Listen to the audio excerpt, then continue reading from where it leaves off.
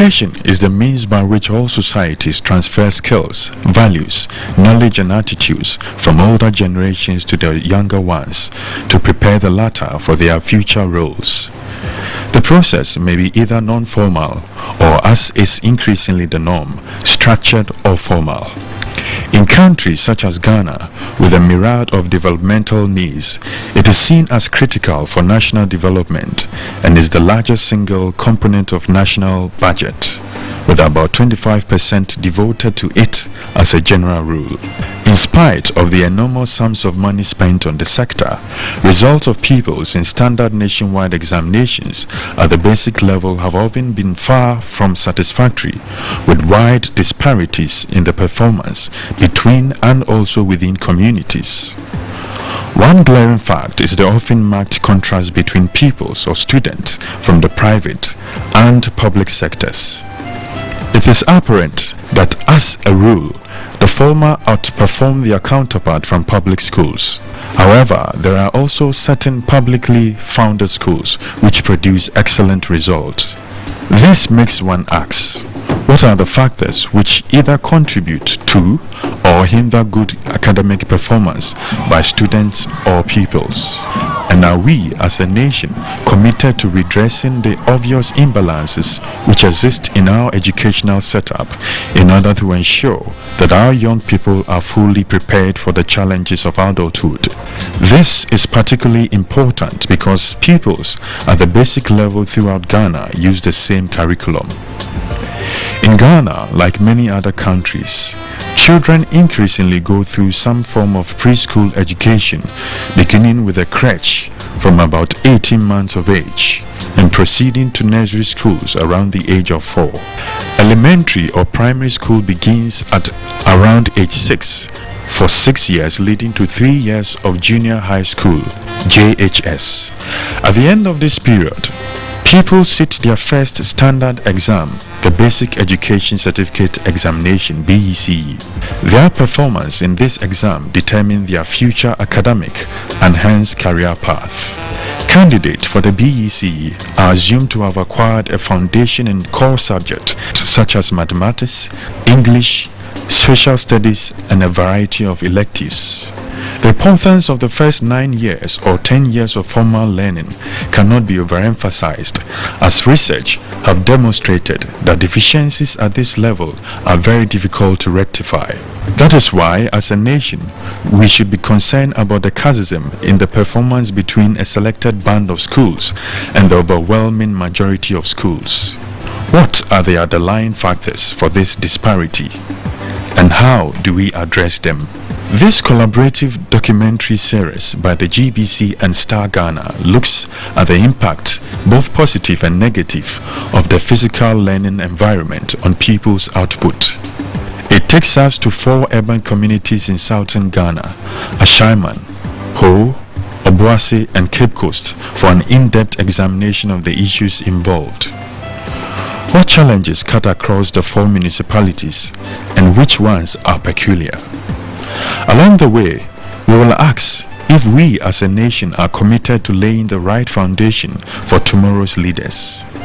How do we square the conundrum of spending large sums from our national kitty on education and yet having glaring gaps in school infrastructure with a consequent effect of academic performance?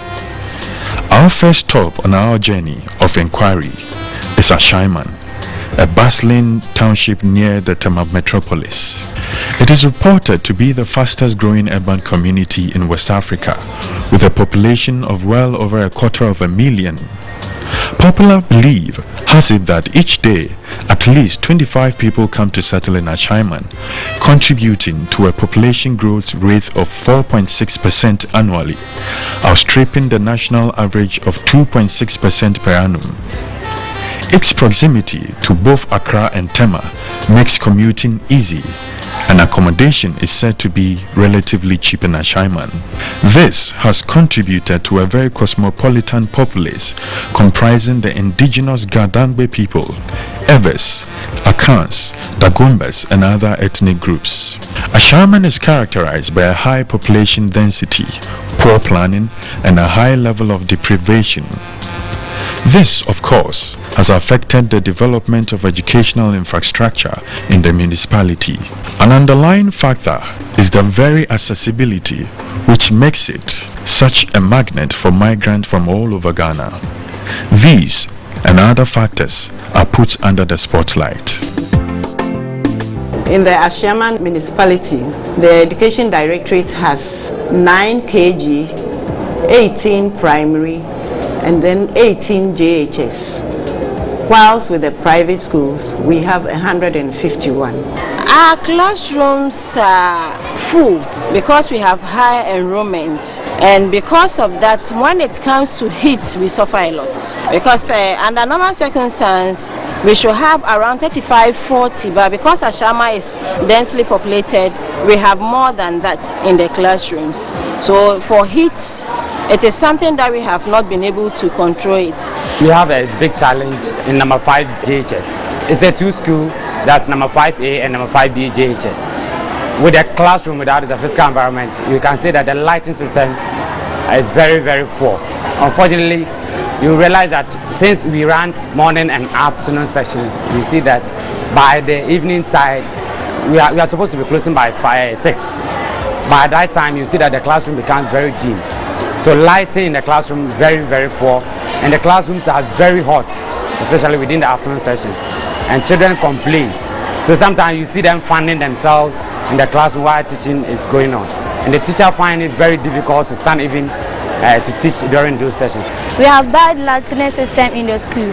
For instance, if there is light out in the school, we find it difficult to learn and to understand. And in the classroom too, we have potholes there which affect us a lot.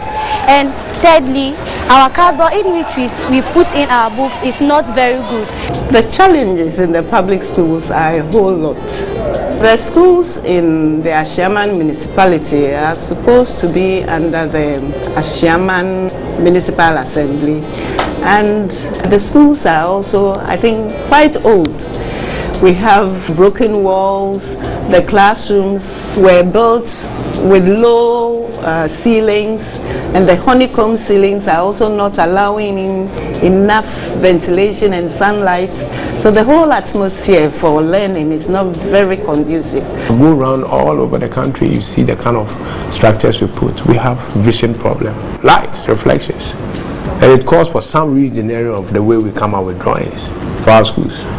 We are of age to use silver blades and the rest. And so if we continue to use hollow blocks as windows and stuff like that, we don't expect to have good vision in the classrooms. We've opened 2 new schools, and now currently 1 is ready to be opened. We again have 2 Get Farm projects which are story, and they are ongoing. They are about 35%, 40%, which we believe that once we complete them, we'll be able to decongest the cluster of schools. If you use the primary school gate to the back of our wall, you find structures there, meaning that people are living there, and they have constructed washroom and then urinal there. And apart from that, there's this seller selling fowls over there. She is there throughout the year, and when it comes to the rainy season, it is always a problem. And around Christmas, where they kill a lot of them, we experience this foul scent from that place. The environment is not conducive for learning.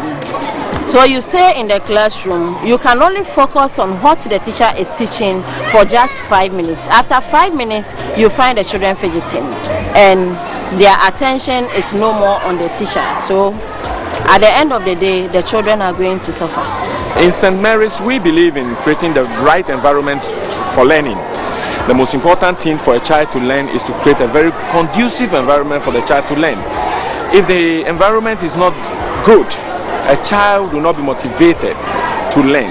When I say conducive environment, I'm talking about the classroom environment, I'm talking about the general school environment, I'm talking about even the environment outside the school. And these are the things that come together to make the child perform to the admiration of the parents, the school, and the whole society as a whole. We really want to make the school a different home for the children. The way their home is, if it is better than the school and they come, they will not like to stay. Some children are coming from good homes, their environment is not dirty, not nasty, I would always make sure the school is a better home to the children than their actual home. The school is very neat. It's very serene for learning activities. Because of large enrollment, the furniture, the classrooms are not adequate for the children. So at times they sit in threes, or even in fours. And what we observe is that during exercises, children copy the same thing. And so you will see that as they sit in pairs, when you are marking their book, you can be able to trace that, yes, the same thing as is written by one person is also the same thing as done by the other person. So it's a big challenge. And so you find it difficult to even monitor the child's performance because they do copy work in the class, and even in exams, we don't have a place to sit them. So we find it, all that we have to resort to is to let them sit in that pairs. With regards to the cluster of school, what challenges we face in there is not because the assembly is not paying attention to the cluster of school, but we are overburdened in terms of population.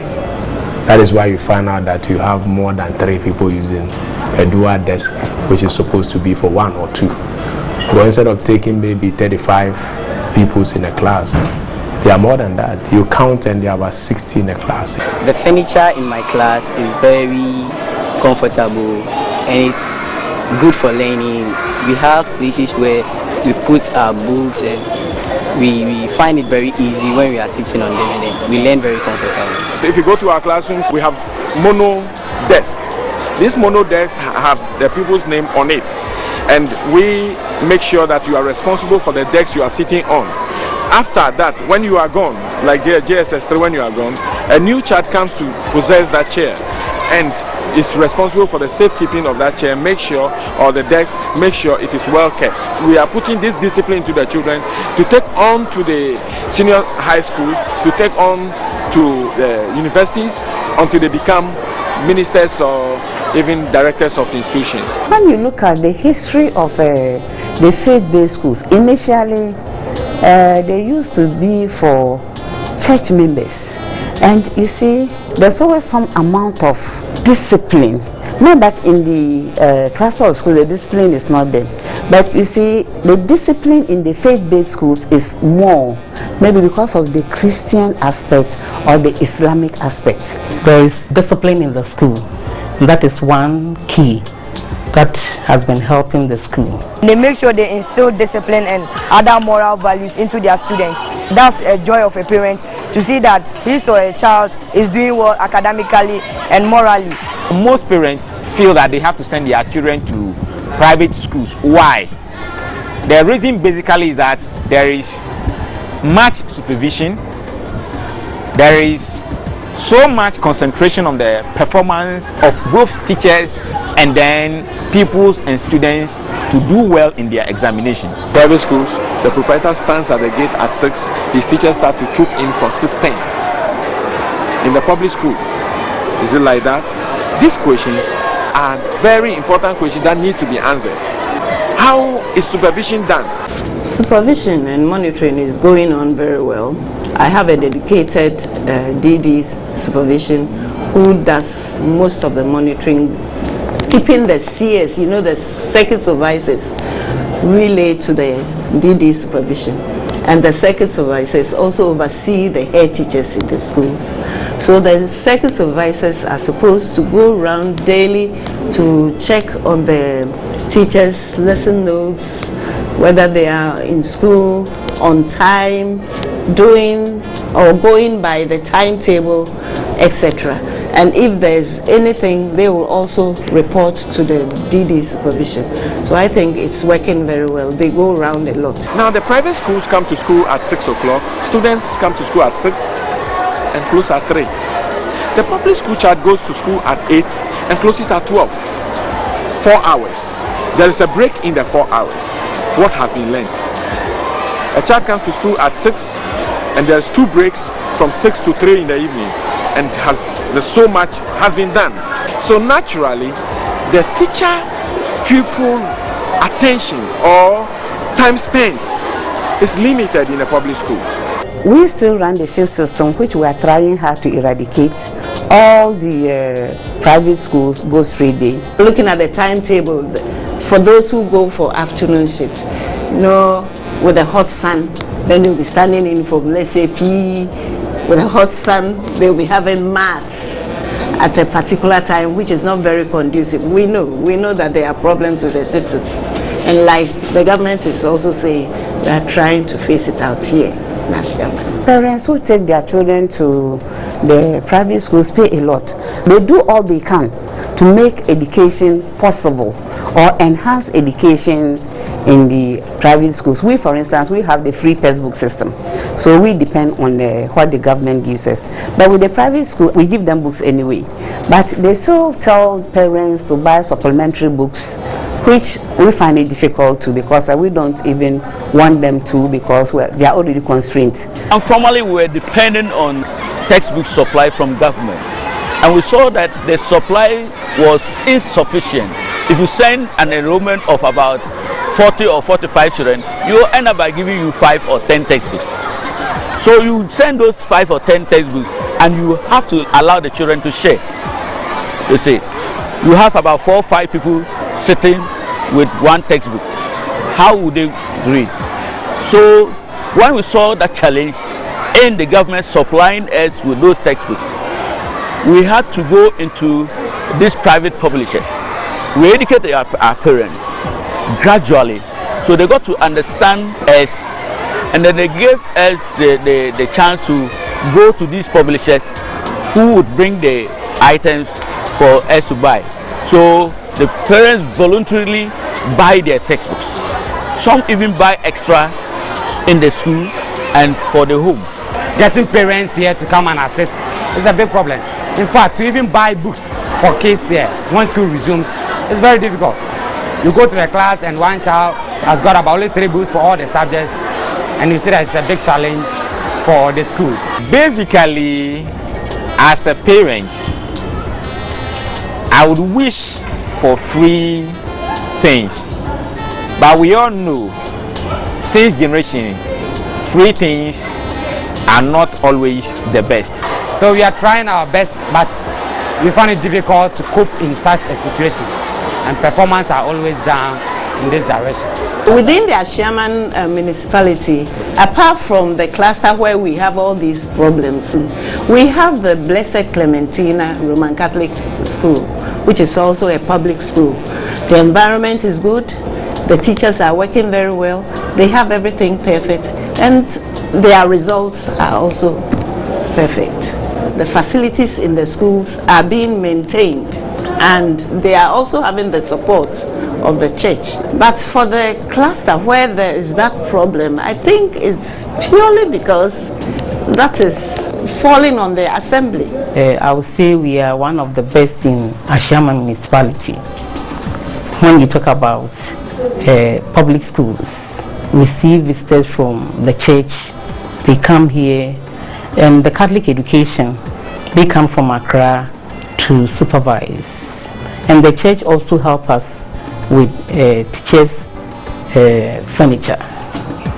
They sometimes, in the library for instance, we have tables and chairs which were supplied by the church. We have computer lab. We have a computer lab which other schools don't have. I'm very lucky to be in this school. We have a computer lab but no computers in it. They told us that they will be bringing computers, but still we have not been seeing any computers in the school. When you have ICT, you have to sit in class, only read through our books. That's the only thing we do, but we don't use the computers to do anything. We had issue about certain parts that were not factored into the actual project, which is protection with burglar proof of the windows, and then provision of certain amenities that were not factored into the actual project, which delayed the usage of the facility. As a country, as leaders, we need to be serious about what we do. And so private, public, the disparity should not be too much. You go to the private school, for instance, they have computer lab, they have good libraries, they have good furniture. The environment tells you that they're serious.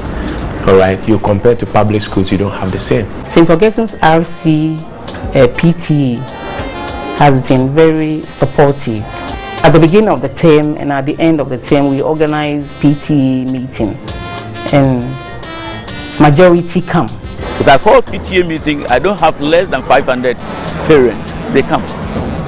And this time itself, I'll make it sectorial PTA meetings. Sector by sector, because the school is in 3 sectors. The preschool, the primary, and then the GSS. You call the general PTA meeting, we will only be discussing about probably GSS system, or the primary system, or the preschool.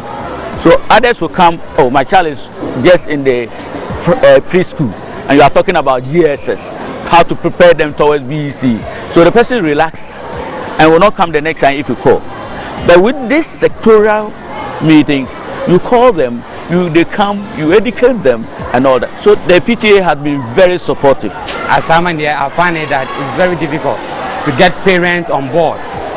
Even though PTA meetings are being organized, you call parents to come, they refuse to come.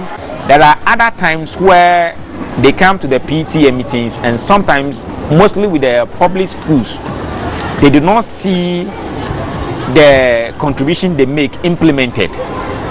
But with the private schools, because the proprietors want to see their schools being the leading schools and then marketed, they try to see to it that most of the issues are handled, and where they cannot handle it, they communicate it back to the parents. With the public schools, it becomes very difficult to get these communications to flow between parents and then the school authorities. The other challenge is the SMC committee members who have to see to the administration of the PTA meetings and then pursuing issues. Mostly they complain that resources for them to move about are not available. They need to make calls, they need to transport themselves, and other demanding issues. The whole cluster of school needs re-engineering, or what we call regeneration. We must look at everything. We have to sanitize the system. I must confess.